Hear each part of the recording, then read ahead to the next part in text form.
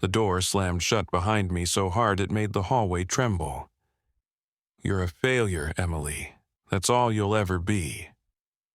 His voice echoed down the stairwell as I clutched the cold set of keys in my hand, the only thing left that anyone thought I deserved. If you've ever been handed a life you didn't choose and had to make it yours, you know exactly how I felt walking out of that apartment. Before we go on, tell us in the comments what country you're watching from, and don't forget to like and subscribe. It helps us keep telling stories that matter. The air in the notary's office was thick and stale, like a storage closet sealed for years. Emily sat stiffly beside her older brother Lucas, who lounged in his chair with one leg crossed and an expression of bored triumph. He didn't even try to hide the smirk curling at the edge of his mouth. The lawyer's voice droned through the legalese, tapping each word like a hammer on her patience. The 3-bedroom apartment located at... Lucas didn't wait for the rest. He leaned back and shot Emily a glance that dripped with superiority. She swallowed hard, her fingers tightening around the strap of her worn leather bag. Her grandmother had loved Lucas more. That was obvious. He was successful, smooth-talking, the kind of man who fit into polished rooms. Emily was quiet, small town. She'd worked in a library her whole adult life and never once asked for more. And the property located in the village of Raventon, along with its associated land and structures, the lawyer continued, is bequeathed to Ms. Emily Grace Thompson's silence. Lucas laughed, actually laughed. "You've got to be kidding me. That shack, out in the woods?" He shook his head. "Well, Em, guess you finally got what you deserved. Firewood and raccoons." Emily felt the heat rise in her cheeks, but she said nothing. Not a word, because what could she say? She left the office in a haze, the property deed and rusted key clutched in her hand like a curse. Lucas barely bothered to say goodbye. Outside, her husband was waiting at the curb. He didn't even get out of the car. When she slid into the passenger seat, he glanced sideways at her, impatient. "So?" she told him. He didn't speak for a moment, then let out a bitter scoff. "A house in some God-forsaken village. That's what your family thinks of you? You can't do anything right, can you? Lucas gets a real inheritance and you get a pile of wood." She looked at him, tried to explain, but he waved her off. "You know what? I'm done. Pack your things. You're out of here." And he meant it. That night, Emily stood in the hallway of the apartment she had once called home, a single suitcase beside her. She didn't cry. She couldn't afford to. She didn't beg. She just walked out. The bus to Raventon left at 7:15 a.m. She boarded without hesitation.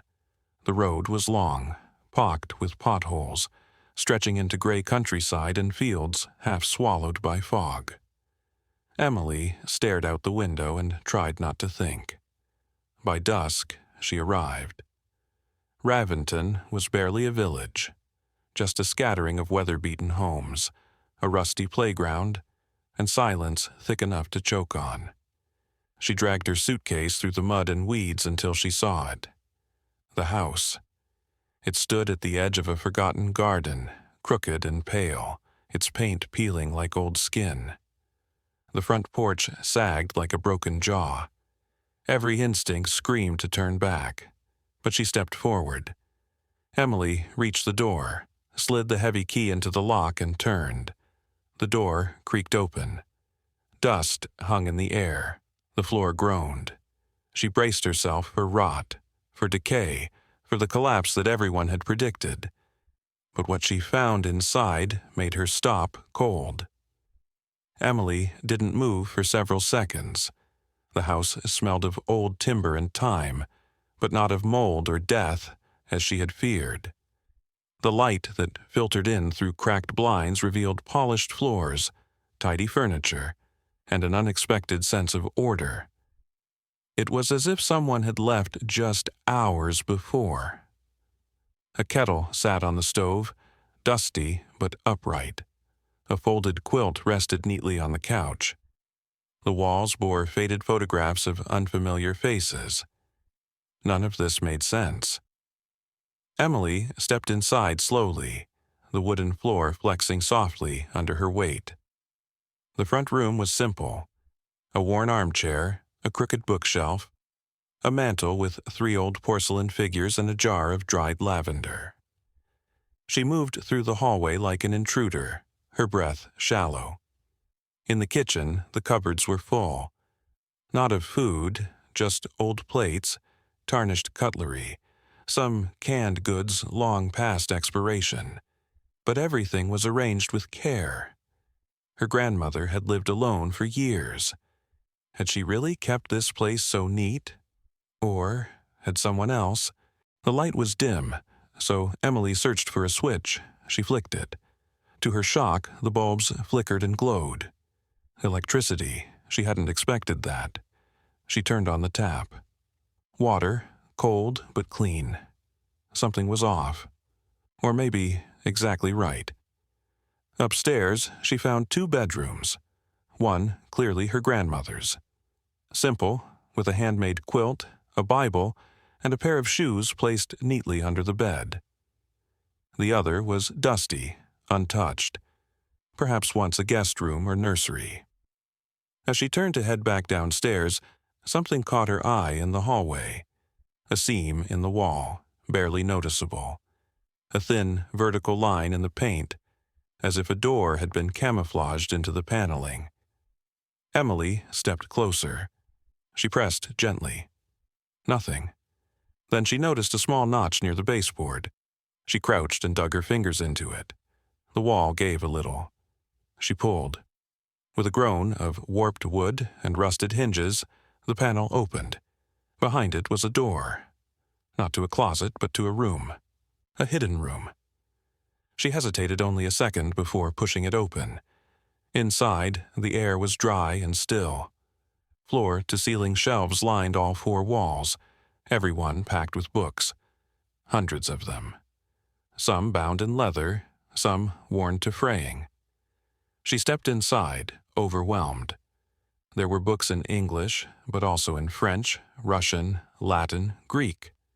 She recognized a few titles: antique encyclopedias, poetry from the 18th century, philosophy tomes, and dusty volumes on botany, architecture, ancient civilizations. Emily reached for a thick leather-bound book and opened it. The pages were yellowed but intact. The print was old, possibly 16th century. She turned to the inside cover. A faded library stamp and a handwritten note in flowing script. Her grandmother's name. Why had no one told her? She ran her fingers over the spines. This was no amateur collection. This was curated, maintained, hidden. She remembered her grandmother reading to her when she was little, whispering tales by firelight. But she'd never imagined anything like this. Hours passed without her realizing.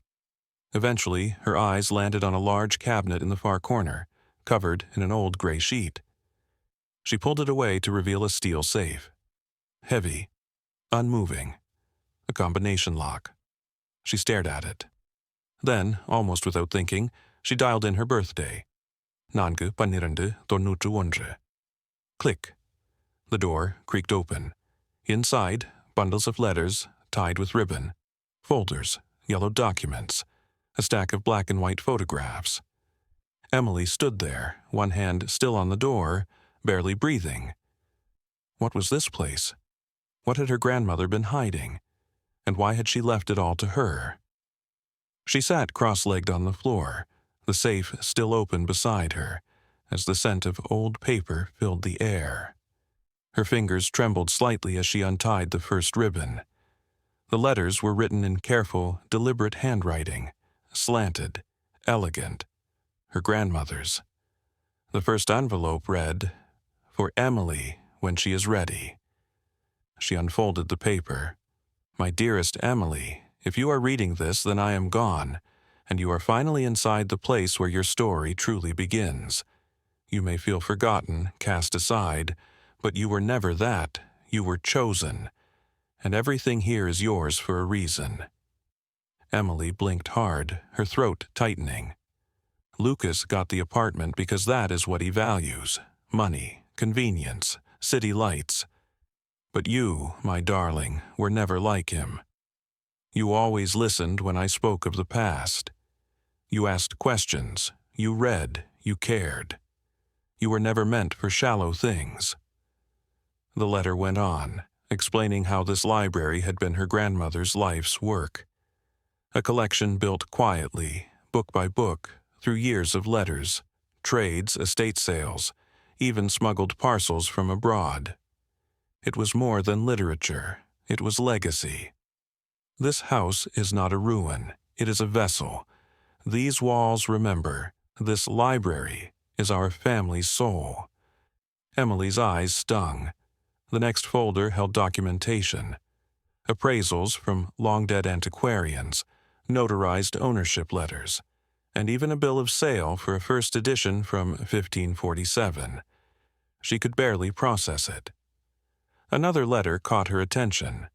This one was thicker. You will face challenges, her grandmother wrote. Many will not understand the value of what you have. Some will try to take it from you. Others will say it's worthless. Do not listen. Trust your instincts. And if you don't know what to do, ask for help. Start with Peter Novak. You'll find his contact in the old address book in the nightstand drawer. Peter Novak. That name tugged at something in Emily's memory. A friend of the family? Someone from her childhood? She rose, legs numb, and crossed to the bedroom.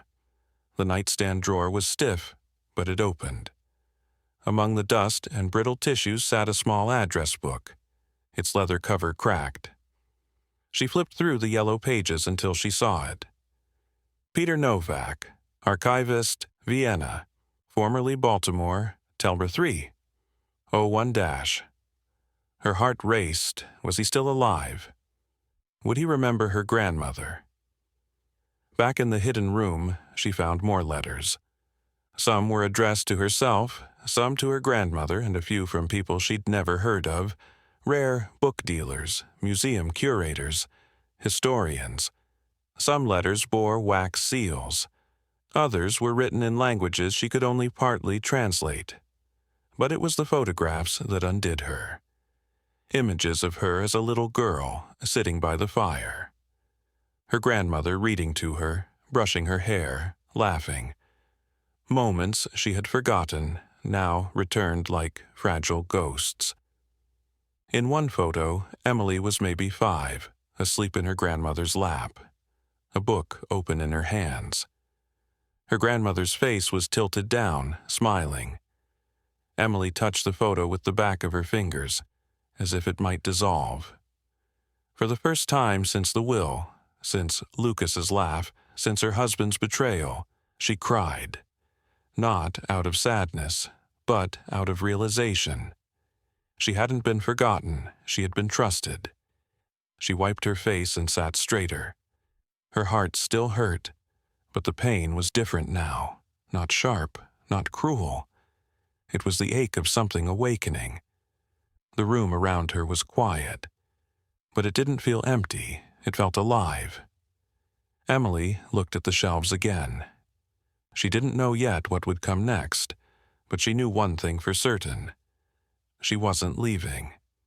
The morning sun filtered through lace curtains, dust motes dancing in the golden light as Emily stood barefoot in the kitchen, a chipped mug of coffee warming her hands. Her decision was made. She wasn't going back, she wasn't selling the house, and she wasn't giving up the library. Inside, the walls had been scrubbed clean, the pipes replaced, the sagging stairs reinforced. Yet nothing felt new. It felt remembered. The hidden library remained untouched, except by Emily herself. Every evening, After the dust of construction settled, she would return to that room like a ritual. There, with a soft blanket and a pot of tea, she read slowly, learning the history her grandmother had preserved and the stories behind each spine. She had made a decision. The library would not be sold. Instead, she would preserve it, catalog it, and in time, open it. Not for profit, but for education. For people like her, quiet souls seeking something deeper than noise and progress. Peter Novak proved invaluable. He connected her with conservators, a grant writer, even a non-profit legal advisor. It will take time, he warned her. But if you stay the course, this library could be recognized as a national archive. You're sitting on living heritage. That phrase struck her. Living heritage. She wrote to Nathan, thanking him and letting him know she wouldn't be proceeding with sales. Understood, he replied. What you're building is worth more than any auction. The villagers, once distant, began to change. At the bakery, she was greeted by name. Kids waved when she walked past. Agnes started dropping off preserves, just in case you forget to eat. Eli showed up one morning with coffee and a smile that didn't need explanation. One evening, Emily found herself walking the edge of the property, remembering the first day she had arrived, muddy, afraid, broken. Now, the house glowed from within, firelight flickering behind the windows. She breathed in the cool air. It smelled of earth and rain and wood smoke, and freedom. Her phone buzzed again. Lucas, again. She didn't answer. She didn't need to. Inside, the fireplace crackled, casting golden shadows on the newly painted walls. Emily sat in her grandmother's armchair, a book open in her lap. One of the oldest in the collection. Its leather cover cracked, its pages delicate. It told the story of a woman who had fled a city, carrying nothing but faith and family and paper. Emily smiled.